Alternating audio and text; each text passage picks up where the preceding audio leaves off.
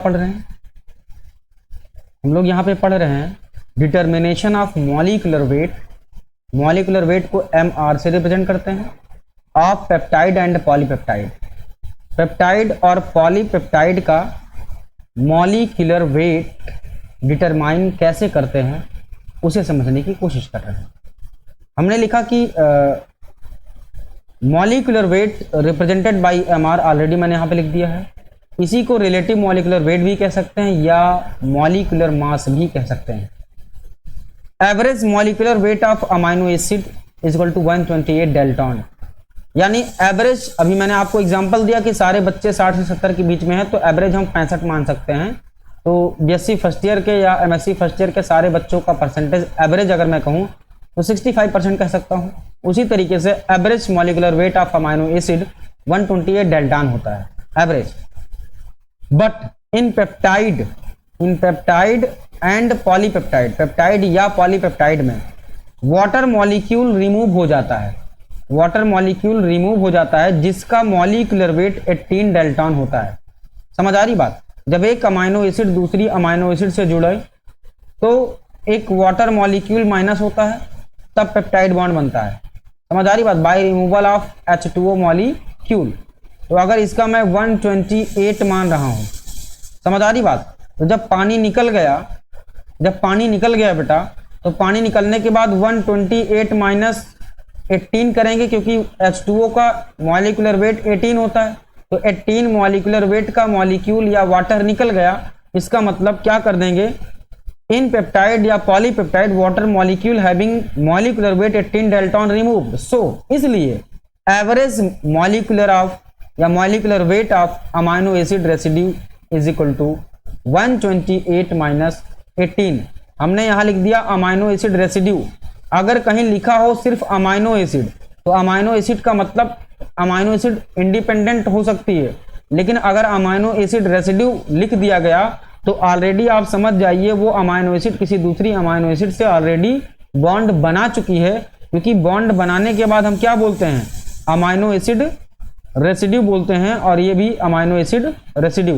तो amino acid residue बोलने का मतलब ही है कि वो amino acid already peptide bond का फॉर्मेशन कर चुकी है, और जब पेप्टाइड बॉन्ड का फॉर्मेशन होता है तो वाटर मॉलिक्यूल निकल जाता है, और वाटर मॉलिक्यूल निकल जाने की वजह से 128 एवरेज में से हमने 18 को माइनस कर दिया, तो average molecular weight of amino acid residue जो है वो 110 डेल्टन आ जाता है।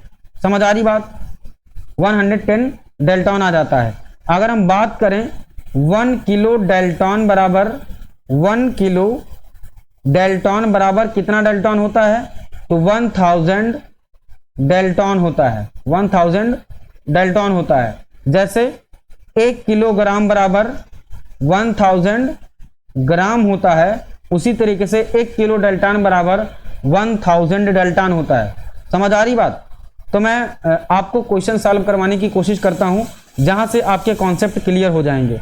देखिए, मैंने कुछ क्वेश्चन लिखा है, मैंने कुछ क्वेश्चन लिख रखा है ऑलरेडी। इस क्वेश्चन को सॉल्व करने की कोशिश करते हैं। इफ वन आर्जिनिन, आर्जिनिन का मतलब एक अमाइनो एसिड है, has molecular mass of 174 dalton, 174 dalton है मॉलिक्यूलर वेट या मास आर्जिनिन का।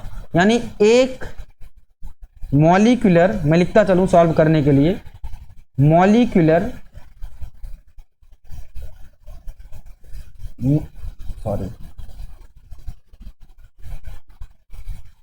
नेटवर्क इशू आ रहा है।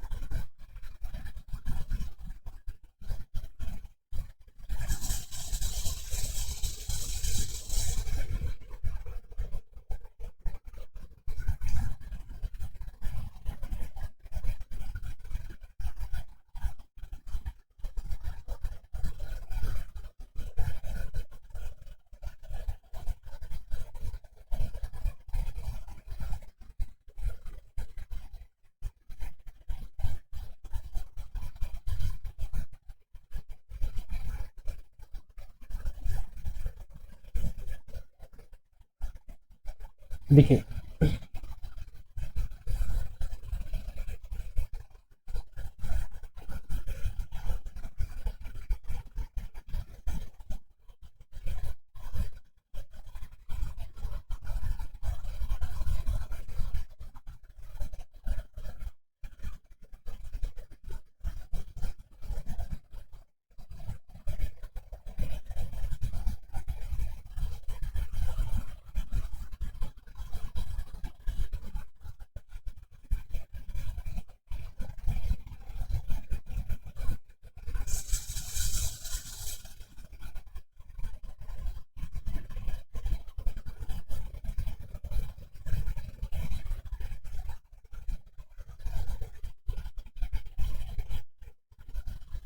बड़ी दिक्कत हो जा रही है नेटवर्क प्रॉब्लम की वजह से। आज कोई दिक्कत नहीं, देखिए नेटवर्क प्रॉब्लम की वजह से दिक्कत हो गई थी, कोई बात नहीं, ठीक है।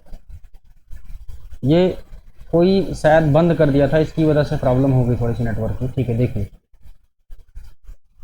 Molecular mass of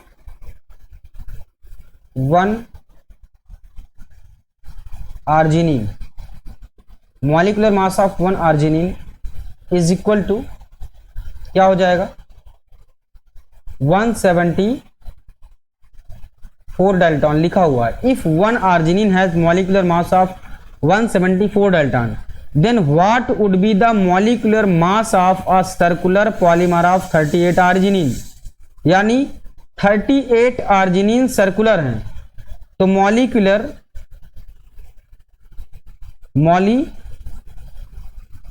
mass of 38 arginine क्या हो जाएगा 174 इंटू 38, तो ये क्या आ जाएगा, इसको जब मल्टीप्लाई करोगे तो 174 को 38 से मल्टीप्लाई करो फटाक से, 8 4 जा 32, 2 एंड कैरी 3, 8 7 जा कितना होगा 56 एंड 3 9 कैरी कितना आएगा 5, 8 1 जा 8 एंड 8 5 13 एंड देन 3 4 जा 12 कैरी 1, 3 7 जा 21 कैरी 1 प्लस 22 कैरी 2, 3 1 जा 3 एंड 3 2 5, कितना हो जाएगा ये 2 9 2 11 कैरी 1, 3 2 5 1 6 एंड 5 1 6 6 6 1 2, कितना आ जाएगा 6 6 1 2 डाल्टन। तो मॉलिक्यूलर वेट ऑफ 38 आर्जिनिन क्या हो जाएगा 174 इंटू 38 इज इक्वल टू 6612, यानी 6612 डाल्टन हो गया, ठीक। लेकिन पूछा क्या है कि 38 आर्जिनिन जो हैं सर्कुलर पॉलीमर में हैं, यानी सर्कुलर बॉन्ड। अभी मैंने सर्कुलर का कॉन्सेप्ट थोड़ा सा बताया था आपको, ध्यान से समझने की कोशिश करिए। 38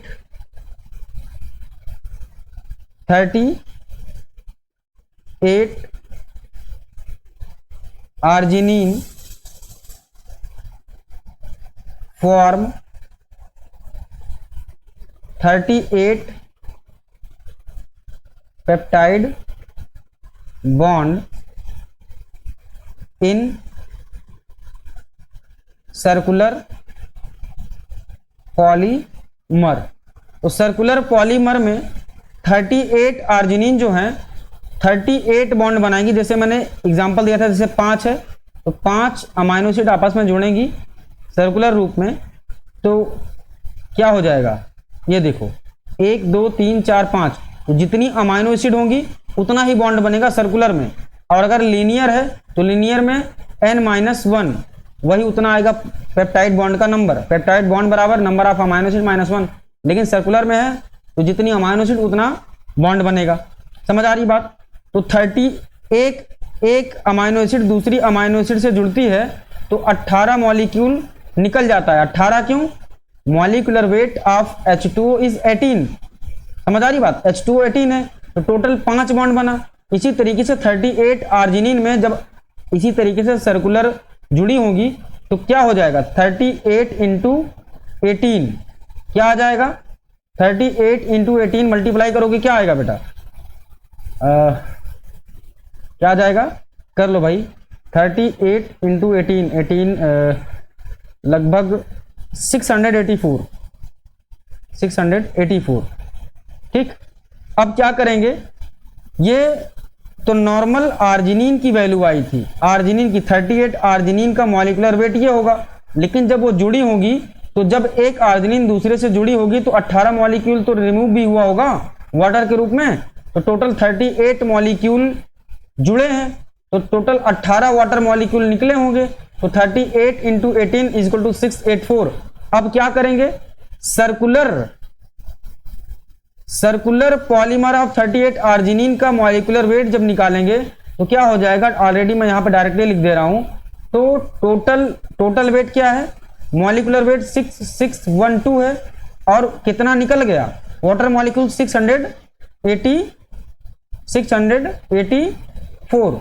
अब इसको माइनस करोगे तो 12 में से 4 गए 8, ठीक, और यहाँ पे क्या बचेगा 0, कैरी एक ले जाओगे 10 हो जाएगा, 10 में से 8 गए 2, और यहाँ पे 5 बचा हुआ है, 15 में से 6 गए 9, और ये 5, 5928 डेल्टान इसका उत्तर आएगा, 5928 डेल्टान। समझ आ गई बात कि नहीं, समझ आ गई बात? Yes sir. ठीक है कि टोटल मॉलिक्यूलर वेट आर्जिनिन का जब अमाइनो एसिड के रूप में था तब निकाला मैंने, तो इतना आया। जब वो जुड़ गया तो जितने पेप्टाइड बॉन्ड बने उतने 18 मॉलिक्यूल निकले, क्योंकि वाटर 18 मॉलिक्यूलर वेट होता है वाटर का, तो 38 पेप्टाइड बॉन्ड बना। इसका मतलब 38 molecular weight of water remove करना पड़ेगा हमें। तो 18 गुणे 18 into 18 into 38 is equal to 684, और क्या आ जाएगा आपका 5928, क्योंकि ये 684 को हम टोटल से माइनस कर देंगे तो आपका मॉलिक्यूलर वेट आ जाएगा सर्कुलर में।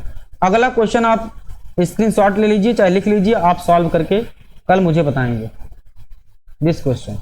Okay, and all the best, I will meet you in the next class. Okay, all the best. इस क्वेश्चन को स्क्रीनशॉट ले लीजिए आप लोग और कल सॉल्व करके मुझे बताइएगा, ठीक है।